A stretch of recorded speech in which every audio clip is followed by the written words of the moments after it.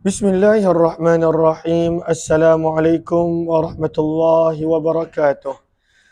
Bismillah, alhamdulillah, wassalatu wassalamu ala habibillah, Sayyidina Muhammad ibn Abdillah, wa ala alihi wa sahbihi wa mawalah. Itu pintu Subhanaka la ilma lana illa ma 'allamtana innaka antal alimul hakim. Wa la hawla wa la quwwah illa billahil aliyyil azim.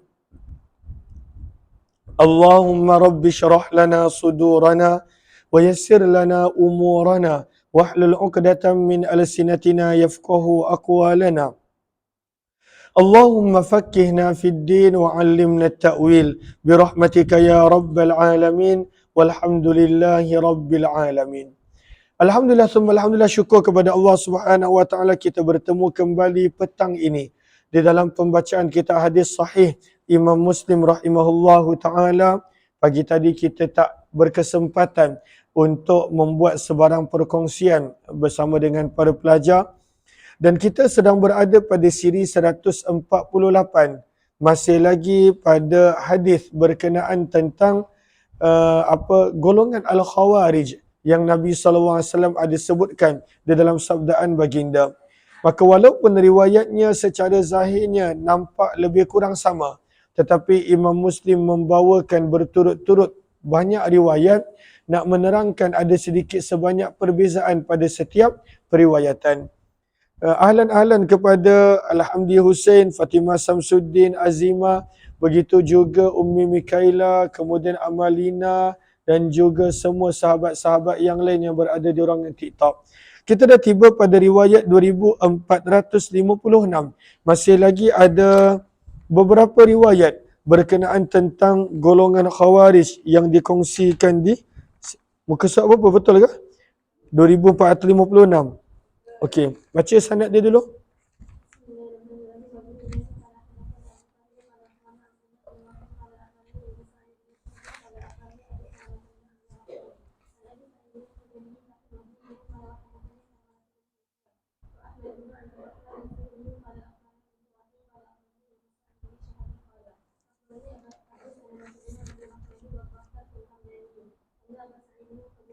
Maka Abu Salamah bin Abdul Rahman bin Auf dan juga Dhaha Al-Hamdani, mereka berdua telah meriwayatkan bahawa sesungguhnya sahabat Nabi Abu Sa'id Al-Khudri radhiyallahu taala telah berkata, beliau menceritakan kisah beliau bersama dengan Nabi sallallahu alaihi wasallam.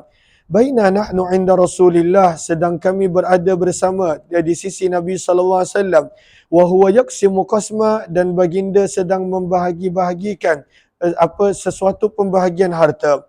Atahu Dzul Khuwaisirah. Maka dalam riwayat ini disebutkan gelaran bagi orang tersebut yang merupakan yang mana Nabi SAW memberi makluman bahawa daripada keturunannya akan muncullah golongan khawarij ini. Maka telah datanglah Dzul Khuwaisirah, wa huwa rajulun min Bani Tamim. Beliau adalah seorang lelaki daripada Banu Tamim. Maka beliau berkata, ya Rasulullah, wahai utusan Allah, i'dil, berlaku adillah Tuan. Maka Nabi SAW bersabda, wailaka, celaka kamu. Wa man ya'dilu idza lam a'dil, siapa lagi yang boleh berlaku adil jika aku tidak berlaku adil. Qad khibta wa khasirta illam a'dil, pasti kamu tergolong di kalangan orang-orang yang rugi jika aku tidak berlaku adil. Maka bila Umar bin Khattab melihat lelaki ini tidak beradab kepada Nabi sallallahu alaihi wasallam, maka Umar bin Khattab berkata, ya Rasulullah, wahai utusan Allah, idzalli fihi adribu unuqah, izinkanlah aku untuk menguruskannya, akan kupenggal lehernya. Maka Nabi sallallahu alaihi wasallam bersabda, biarkanlah ia, fa innalahu ashaba, kerana sesungguhnya dia bukan bersendirian, dia mempunyai sahabat-sahabat, teman-teman yang lain. Dan mereka ini dahsyat beribadah. Mereka punya ibadah dahsyat. Sabda Nabi, yahkiru ahadukum, salah seorang daripada kamu akan menganggap remeh salatahu, ibadah solatnya, ma'a salatihim, jika dibandingkan dengan solat mereka. Zahir ibadah mereka dahsyat, sabda Nabi sallallahu alaihi wasallam. Wasiyamahu ma'a siyamihim, sesalah seorang daripada kamu, iaitu para sahabat, walaupun kita dah tahu ibadah pada sahabat adalah luar biasa, sabda Nabi, kamu akan menganggap remeh puasa kamu jika dibandingkan dengan puasa mereka. wa yaqra'una al-Quran, dan mereka membaca Al-Quran. Namun sabda Nabi, la yajuzu taraqiyahum, bacaan Al-Quran mereka tidak melewati kerongkong mereka. Bacaan Al-Quran mereka adalah sekadar pada lidah. Walaupun ibadah mereka dahsyat, bacaan Al-Quran mereka lancar, bagus, tetapi sabda Nabi, itu tidak membawa apa-apa kesan pada hati mereka. Ianya sekadar pada lidah dan zahir mereka. Sabda Nabi SAW, yamrukuna minal Islam, yamrukun ay yakhrujun. Mereka keluar daripada Islam. Kama yamrukus sahmu, sebagaimana keluarnya anak panah minar ramiyah, menembusi sasaran. Yunzaru ila naslih, maka apabila seorang pemanah memanah anak panah dengan penuh kekuatan dan anak panah tersebut menembusi sasaran, sama ada mungkin binatang buruan ataupun musuh, maka kebiasaannya pemanah dia akan lihat pada anak panah dia, ada tak ada sebarang kesan pada anak panah dia daripada darah, daripada najis, daripada seumpamanya. Maka Nabi berikan perumpamaan, apabila sesuatu anak panah tersebut menembusi sasarannya, yunzaru ila naslih, maka akan dilihat kepada nasal. Apakah nasal? Nasal adalah bahagian besi, bahagian tajam pada anak panah, bahagian paling depan. Bahagian paling depan maka disebut sebagai an-nasal.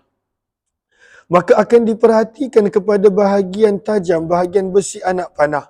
Fala yujadu fihi syai'un, maka didapati tidak ada apa-apa. Tak ada darah, tak ada najis, tak ada apa-apa pada bahagian besi dia. Summa yunzaru ila risafih, kemudian dilihat pula kepada bahagian risaf. Apakah itu risaf? Iaitu bahagian bahagian bulunya. Allahumma salli ala Sayyidina Muhammad.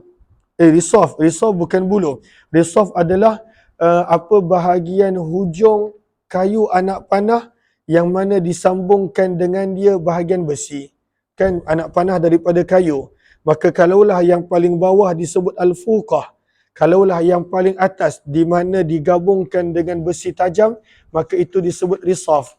Maka pada bahagian risaf, maka pada bahagian tersebut pun bahagian atas bahagian kayu atas anak panah, ketika mana bercantumnya besi dengan juga anak panah, maka itu pun tak ada apa-apa kesan. Fala yujadu fihi syai'un, tak ada darah, tak ada apa-apa. Summa yunzaru ila nadiyih, kemudian dia telah melihat juga kepada bahagian kayu.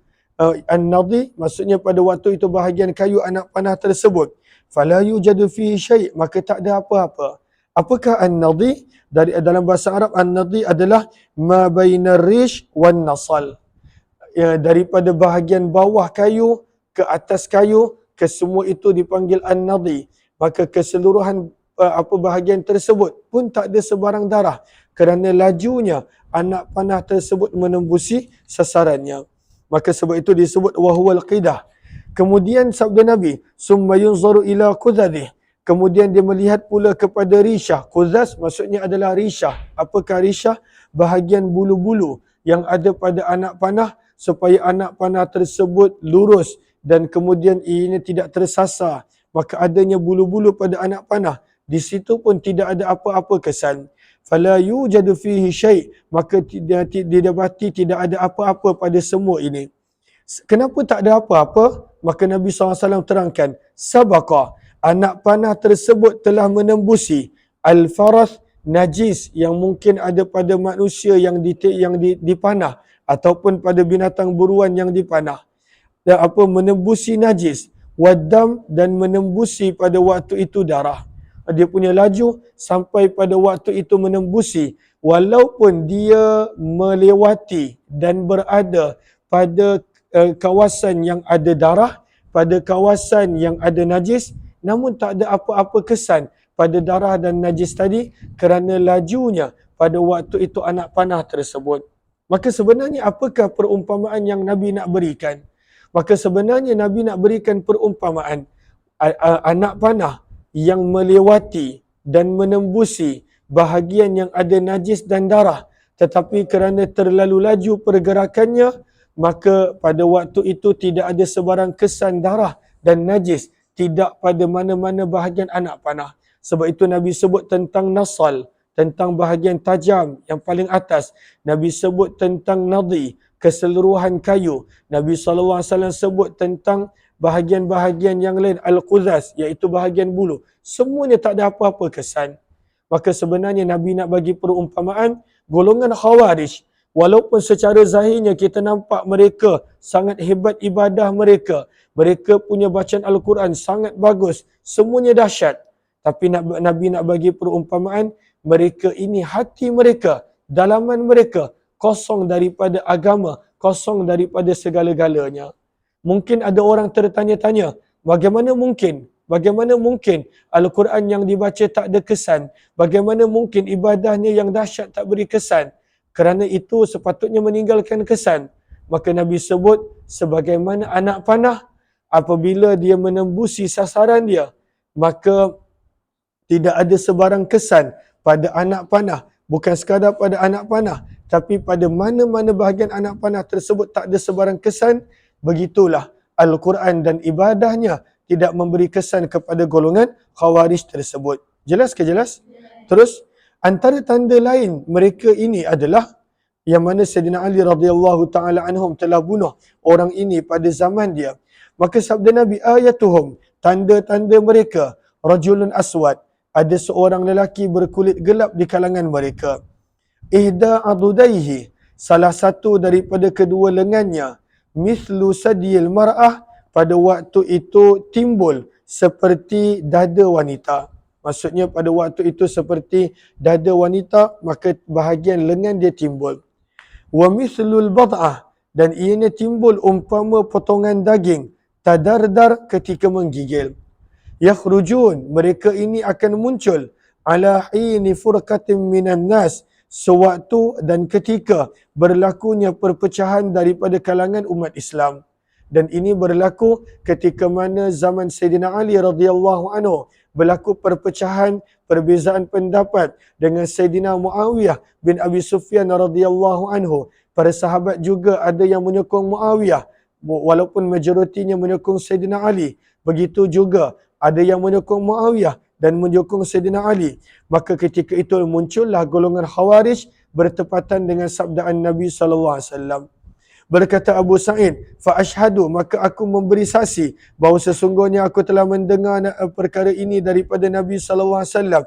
Wa ashhadu, dan aku juga memberi saksi anna Ali bin Abi Talib, sesungguhnya Sayyidina Ali bin Abi Talib qatalahum, telah memerangi mereka. Wa ana ma'ahu, dan aku bersama dengan Sayyidina Ali. Fa amara bidzalika ar-rajul, maka Sayyidina Ali telah memerintahkan untuk kami mencari lelaki seperti yang Nabi sebutkan. Faltumisa, maka telah dicari. Fawujida, maka telah dijumpai. Fautiya bihi, maka telah didatangkan kepada Sayyidina Ali radhiyallahu anhu, sehingga aku dapat melihat kepadanya sebagaimana yang telah disifatkan oleh Nabi sallallahu alaihi wasallam tentang sifat-sifat dan keadaan dia. Maka inilah golongan Khawarij yang membawa perpecahan kepada umat Islam semenjak daripada zaman Nabi SAW lagi. 2457 baca.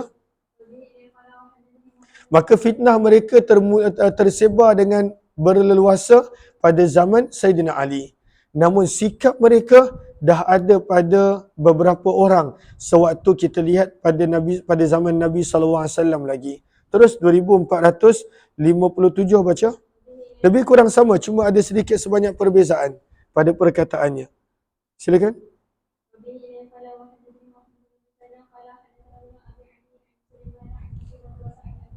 Daripada sahabat Nabi Abu Sa'id Al-Khudri radhiyallahu anhu, anna Nabi sallallahu alaihi wasallam zakara qauman, sesungguhnya Nabi SAW pernah menceritakan tentang sekelompok manusia, yakununa fi ummati, mereka ini daripada kalangan umat baginda, yakhrujun, mereka akan muncul fi furqatin minan nas, sewaktu berlakunya perpecahan daripada kalangan umat Islam. Simahum, antara tanda mereka sabda Nabi, at-tahalub, mereka suka mencukur dan membotakkan kepala mereka. Maka daripada sini kata para ulama, perbuatan botak bukanlah pada waktu itu tercela. Ini adalah sekadar tanda. Sebab itu pada bawah daripada baris yang kedua, 4, 6, 8, 10, Maka kata Imam Nawawi, walaupun daripada hadis ini ada sebahagian menjadikan dalil bahawa makruh mencukur rambut, namun kata Imam Nawawi, wala dalalata fih, tidak ada kebenaran pada kenyataan seperti itu. Wa innama huwa alamah, maka botak ini adalah sekadar alamat. Wal alamatu qad takunu biharam, tanda, alamat dan tanda kadangkala ianya dikira sebagai haram dan kadangkala dikira sebagai harus dan mubah. Maka Nabi SAW sekadar menyebut tanda mereka adalah botak. Bukan bererti semua orang yang botak adalah mereka. Dan bukan juga bererti bahawa botak itu adalah sesuatu perkara dan perbuatan yang tercela. Jelas ke jelas? Okey. Terus baca hadis ini tadi. Maka Nabi bersabda, hum syarrul khalqi, mereka inilah sekeji-keji sejahat-jahat makhluk. Au min asyarril khalqi, ataupun perawi ragu yang Nabi bersabda ataupun mereka ini daripada kalangan sejahat-jahat makhluk. Yaqtuluhum adna ta'ifatain, akan membunuh mereka. Adna maksudnya yang paling hampir, at-ta'ifatain daripada dua golongan, ilal haqi kepada kebenaran. Dan ini bertepatan pada zaman Sayyidina Ali ada dua golongan yang berpegang perang, Sayyidina Ali dan Muawiyah bin Abi Sufyan radhiyallahu anhu. Maka yang telah memerangi mereka dan membunuh mereka adalah Sayyidina Ali, menunjukkan benar apa yang disebutkan oleh baginda Nabi bahawa Sayyidina Ali adalah yang paling hampir, yang lebih hampir kepada kebenaran. Qala, maka berkata Abu Sa'id, fadaraban Nabi, maka Nabi SAW telah menceritakan kepada mereka masalah satu perumpamaan. Au qala qawla, Nabi telah menyebut sesuatu ucapan. Sabda baginda, ar-rajulu yarmi ramiyah. Maka Nabi bagi perumpamaan. Ada seorang lelaki telah memanah satu ar-ramiyah, sasaran. Au qala al-gharad, ataupun al-gharad juga bermaksud sasaran. Maka bila dia telah memanah, dan kemudian anak panah tersebut menembusi sasaran tersebut, fayanzuru fin nasal, maka dia telah mengambil anak panah dan dia telah melihat pada bahagian tajam, bahagian besi yang ada pada anak panah tersebut.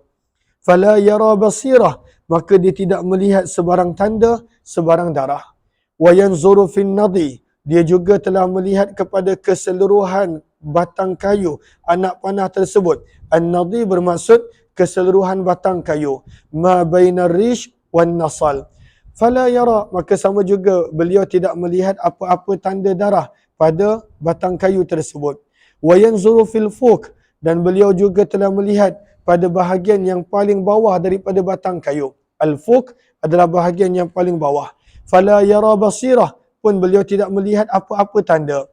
Berkata Abu Sa'id, wa antum qataltumuhum, dan kamu adalah orang-orang yang telah membunuh mereka, iaitu golongan Khawarij, wahai penduduk Iraq. 2458 baca.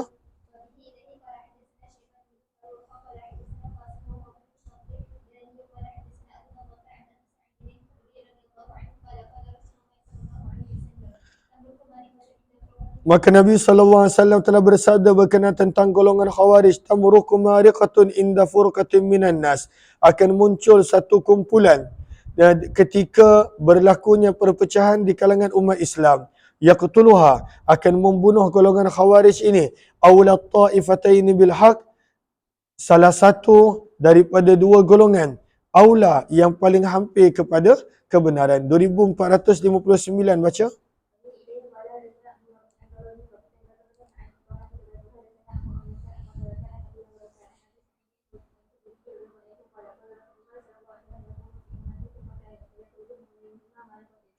Maka Nabi SAW bersabda, kelak daripada kalangan umatku firqatan, maka akan terpecah menjadi dua kumpulan, Sayyidina Ali dan Sayyidina Muawiyah. Fayakhruju min bainihima, maka akan keluar daripada kalangan kedua-dua kumpulan ini mariqatun, satu kumpulan, bal yaliyah, akan mengambil tanggungjawab, qatalahum, membunuh mereka, aulahum bil haq, yang terbaik atau bukan yang terbaik, yang paling hampir dengan kebenaran daripada dua kumpulan ini. Jelas ke jelas setakat ni? Terus 2460 baca. Baca sampai habis, lebih kurang sama.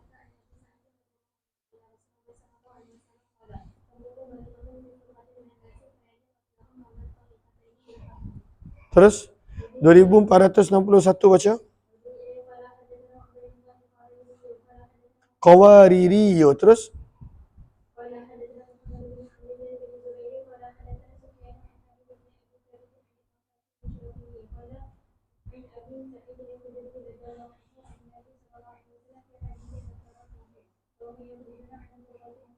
Maka Abu Sa'id Al-Khudri meriwayatkan daripada Nabi sallallahu alaihi wasallam yang mana di dalam periwayatannya ada menyebutkan qaumun akan ada satu kumpulan manusia yakhrujun, mereka akan muncul ala firqatin mukhtalifah, ketika berlakunya perpecahan daripada kedua-dua kumpulan. Sebahagian menterjemahkan ala daripada, maksudnya mereka ini akan muncul daripada pihak kumpulan yang pelbagai. Ada sebahagian daripada kumpulan Sayyidina Ali, bahkan majoriti, kebanyakan daripada kumpulan Sayyidina Ali, dan ada juga yang muncul daripada kumpulan Sayyidina Muawiyah. Yaqtuluhum, akan membunuh mereka ini aqrabut ta'ifataini minal haq, kumpulan salah satu daripada dua kumpulan yang paling hampir dengan kebenaran. Jelas ke jelas? 2462 baca.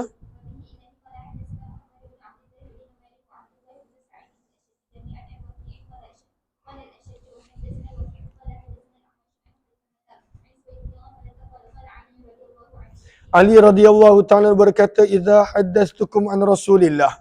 Apabila aku nak menceritakan kepada kamu sesuatu hadis daripada Nabi sallallahu alaihi wasallam, "Fala an akhirra minas sama." Maka adalah aku jatuh daripada langit yang tinggi. Ahabbu, itu adalah lebih aku sukai, min an aqula alaihi, daripada aku mengatakan sesuatu ke atas baginda, malam yakul, yang baginda tidak pernah menyebut tentangnya.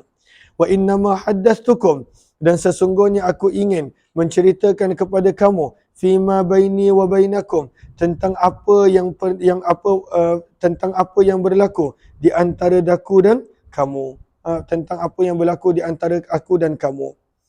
Fa innal harba khud'ah, maka Sayyidina Ali mengingatkan, maka sesungguhnya peperangan adalah dibenarkan, diizinkan untuk adanya penipuan.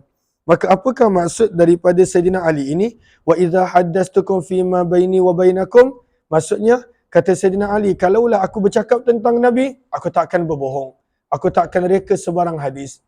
Tapi kalaulah aku bercakap bersama dengan kamu, yang mana dalam kumpulan itu ada juga penyokong Muawiyah, ada juga penyokong pada waktu itu seterunya Muawiyah, maka kata Sayyidina Ali, mungkin jika aku bercakap di antara aku dan kamu, maka mungkin aku melakukan tauriyah. Sebab itu dalam syarahan disebut fayakunu fi kalami at-tauriyah, maka kemungkinan dalam ucapanku adanya tauriyah. Apakah tauriyah? Menyembunyikan sesuatu agar pihak lawan, pihak musuh tidak tahu.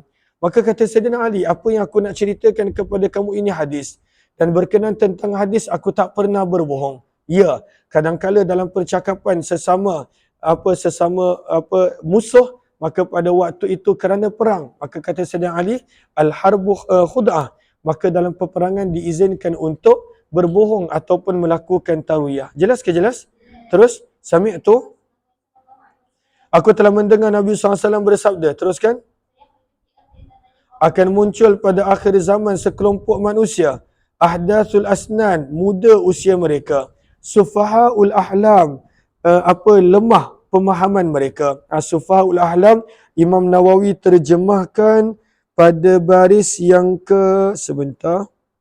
Allahumma salli ala sayyidina Muhammad, baris yang kedua, 4, 6. Pada baris yang ke-6, apakah yang Imam Nawawi terjemahkan sufahaul ahlam? Beliau terjemahkan sebagai dhi'aful uqul, lemah pemahaman mereka. Maka mereka masih muda, lemah pemahaman mereka. Yaquluna min khairi qaulil bariyah. Mereka ini bila bercakap, mereka bercakap daripada sebaik-baik kata daripada kalangan manusia. Yaqra'una al-Quran, mereka ini baca Quran. La yujawizu hanajirahum, namun Al-Quran tidak melewati kerongkong mereka. Yamruquna minad din, mereka ini sebenarnya keluar daripada agama sebagaimana keluarnya anak panah menembusi sasarannya. Fa idza laqitumuhum, sabda Nabi, apabila kamu bertemu dengan kelompok ini, faqtuluhum, maka perangilah mereka. fa inna fi qatlihim ajra, maka sesungguhnya di dalam memerangi mereka adanya ganjaran pahala. Liman qatalahum, bagi orang yang memerangi mereka. Indallah, di sisi Allah pada hari kiamat. Jelas ke jelas? Dua hadis berikut ni baca aja sebab lebih kurang sama maksudnya, kita tak terjemahkan.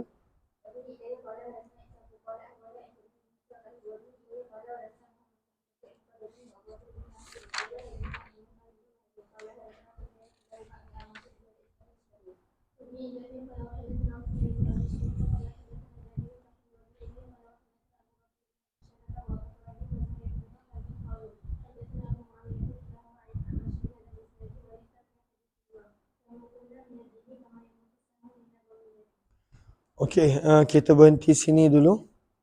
InsyaAllah kita akan sambung petang nanti lagi sikit insyaAllah. Jam 6.30 sampai sebelum waktu berbuka. Kita akan sambung daripada riwayat 6465. Terima kasih kepada semua. Kita jumpa lagi insyaAllah.